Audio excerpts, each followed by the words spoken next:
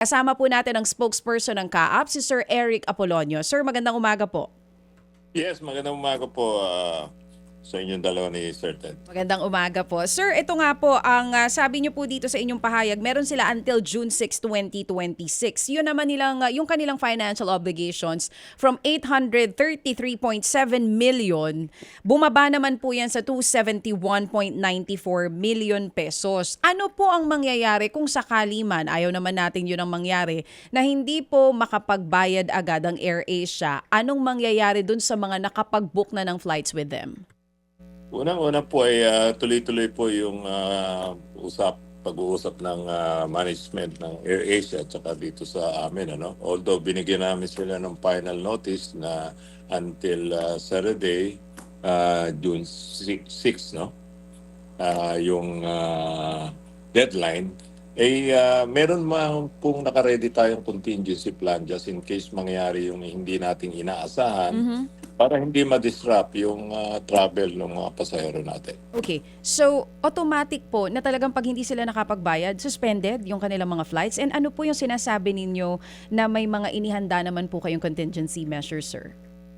Well, yung contingency measures po, siyempre makikipag-coordinate tayo sa ibang airlines para i-serve yung mga pangangailangan ng kung sakalit hindi na matuloy yung mga flights nitong nasabing airline. So, may possibility nga po yun na talagang pag June 6 hindi po nila nabayaran ito ng buo, suspended po yung kanilang operation, sir? Base po yan doon sa letter na pinadala ng ating Director General sa AirAsia. Hindi na po sila bibigyan ng pagkakataon na makapag-appeal or walang mga iba pang proseso na pagdadaanan, as in after, kung June 6 walang mabayaran, talagang yung mga flights nila ititigil at ililipat nyo po ito doon sa ibang mga airlines na po pwedeng makapaghatid doon sa mga pasahero na nakapag-book na. We're not closing the door. Siyempre, ang primary objective nito, yung mga tao, pasahero, hindi maabala. Okay? So, siyempre, nag-uusap nga po. Inaasahan naman natin na ma-settle to before that deadline. Dahil ayaw naman natin, because of money matters lang, maraming Maaberya. yung pasahero. Kaya kailangan balansehin din natin. Although may rules tayong sinusunod, but we have to weight everything kung alin ba yung pabor para sa publiko. But right now, today is June 4, uninterrupted po at normal itong flight operations ng AirAsia. Yes po, dahil unang-una po, nag-release na rin sila ng information, matuloy-tuloy sila dahil kahapon lang naman po nila na-receive yung letter and they were given 3 days upon receipt. Oo. Sir, Sir, kung okay lang po na malaman, ano nga po ba naging issue dito? Bakit umabot ng ganong kalaki yung kanilang financial obligations? well, historically, marami hindi lang itong airline na ito. If you notice, noong 2017, mas malaki yung issue, 7 billion sa isang airline naman.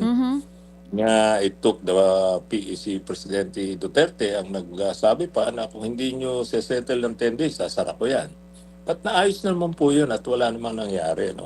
So ito po nagsimula ito 833 billion but 2021 pa ho ito, million 2021 po hanggang sa ngayon.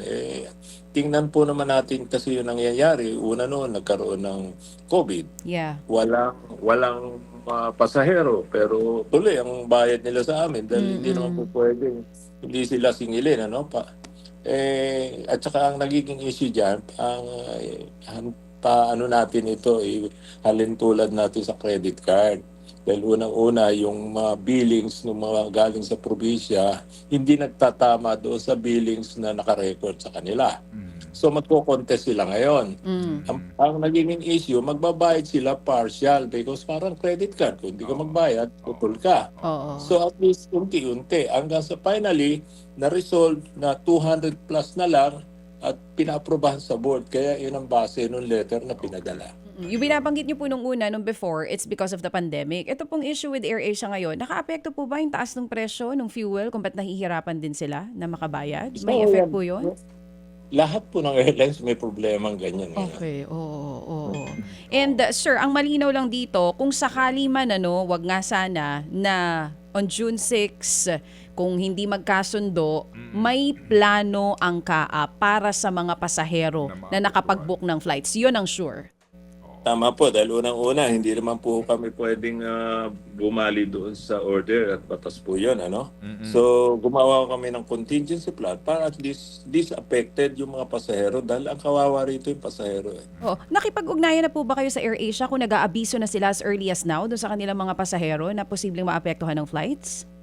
Hindi ko po alam, pero sa ngayon po, ang pagkakaalam ko, nag-communicate sila rin sa top management kayo, inaayos nila yung issue.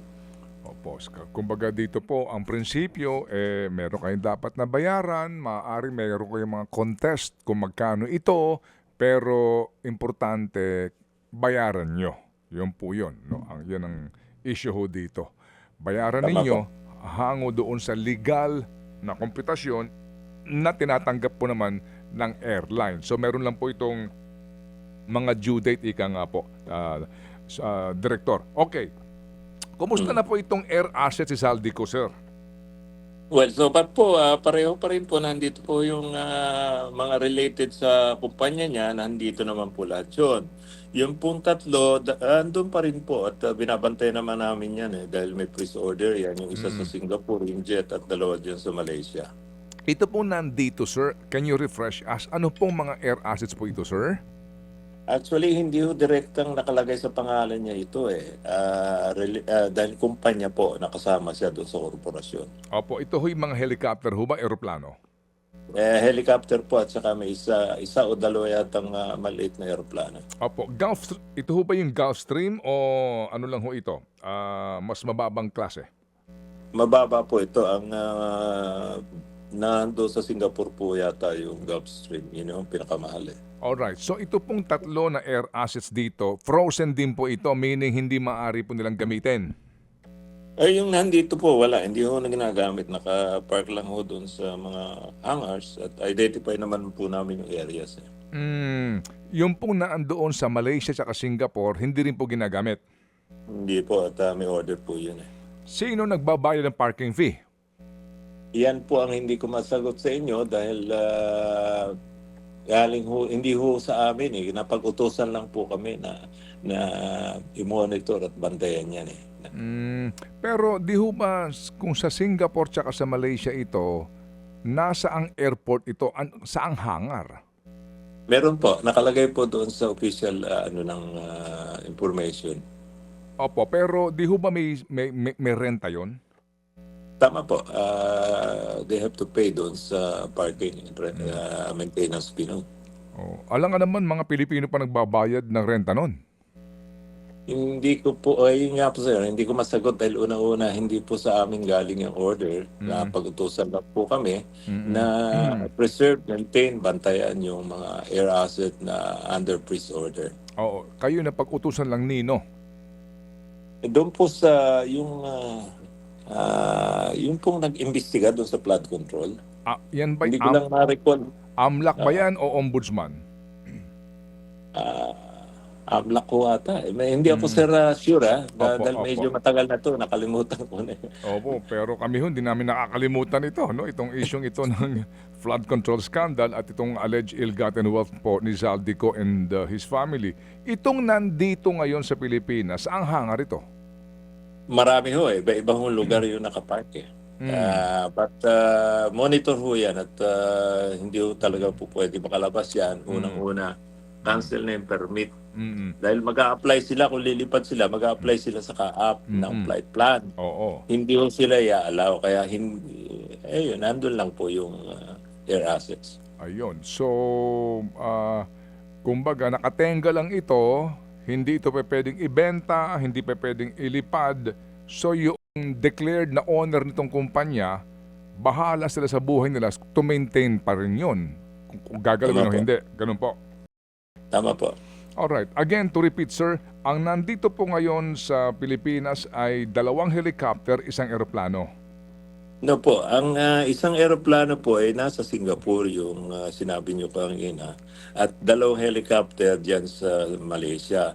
All the rest so, if I'm not mistaken, mga 7 o 8 yun na air assets, but hindi direktang nakapangalan sa kanya, but Oo. konektado ro sa mga kumpanya. Ito yung nandito sa Pilipinas. Ayun, opo, para humas klaro. O sige, so kami po ay muli makikibalita, Director, kasi nga po, sabi nga ninyo, matagal na itong isyong ito, higit na po 1 taon, pero ika nga po natin, huwag natin kakaligtaan po ang patuloy na paghahanap po ng hustisya at katarungan ng ating mga kababayan. Salamat po, Director. Maraming salamat po. Magandang umaga. Thank you. Director Eric Apolonio po, ang spokesperson din ng Civil Aviation Authority of the Philippines o CAAP. Mga kapatid, patuloy po kayong tumutok sa 105.9 True FM para sa totoong balita, impormasyon, music and entertainment. Mag-subscribe sa aming YouTube channel at podcast at sundan nyo kami sa Facebook, Instagram, X at TikTok sa True Network PH. Bisitahin din po ang aming official website, truefm.ph. At panoorin din kami sa True TV Signal, Channel 19. Kami po ang 105.9 True FM. Laging true sa'yo, kapatid.